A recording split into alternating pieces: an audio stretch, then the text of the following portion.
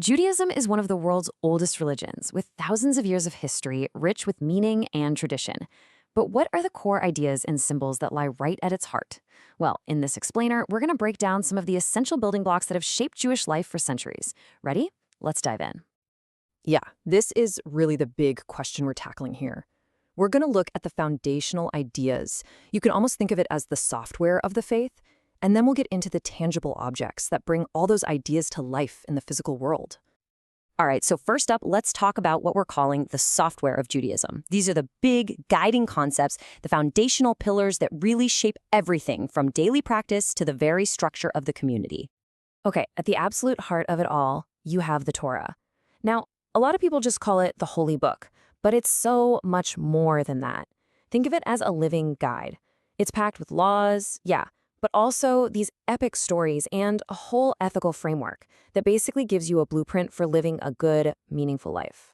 So, if the Torah is the heart of the belief, the synagogue is the physical heart of the community, and it's way more than just a place to pray. The Hebrew name, Beit Knesset, actually means house of gathering. It's where people come together for everything, to pray, to learn, and to celebrate all the big holidays and life moments. And who helps guide the community through all this? That would be the rabbi. You know, the word rabbi literally just means teacher. And that's exactly what they are. They're spiritual leaders, sure, but also scholars and counselors.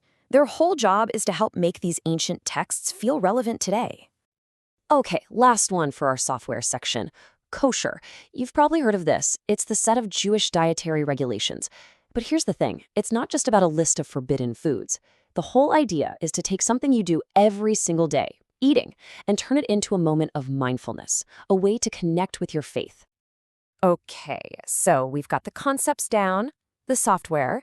Now let's switch gears and look at the hardware, the actual physical symbols you can see and touch, the stuff that makes all those big ideas feel real.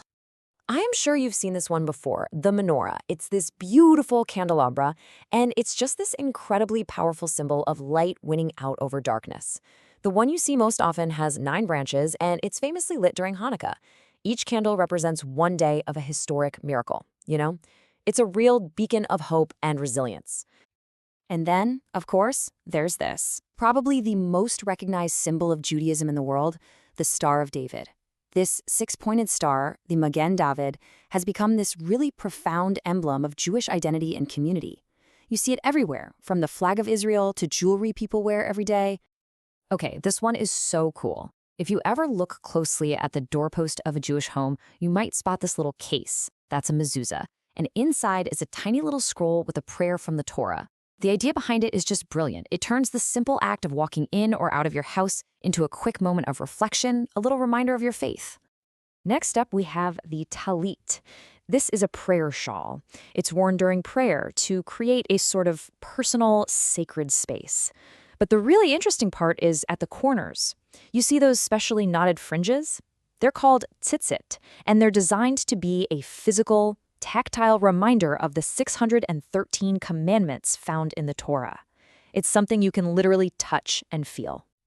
So this quick chart really pulls everything together. Look at how you can see that direct link between the concepts, the software, and the symbols, the hardware. So the Torah is your guide for life, right? And then the talit, with its fringes, is a physical reminder of those laws. The synagogue is the place for community, and the Star of David becomes this public symbol of that shared identity. See how that works? They're really just two sides of the same coin, constantly reinforcing each other.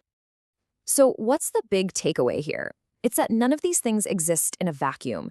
They aren't just a random list of items. Instead, they form this really deeply interconnected system. And altogether, they create the living, breathing fabric of Jewish faith and community, where these huge, abstract beliefs get translated into real, tangible, everyday actions. And that kind of leaves us with a final thought, a bigger question for all of us, really, no matter what our background is. Think about it. What are the symbols and texts that shape your life?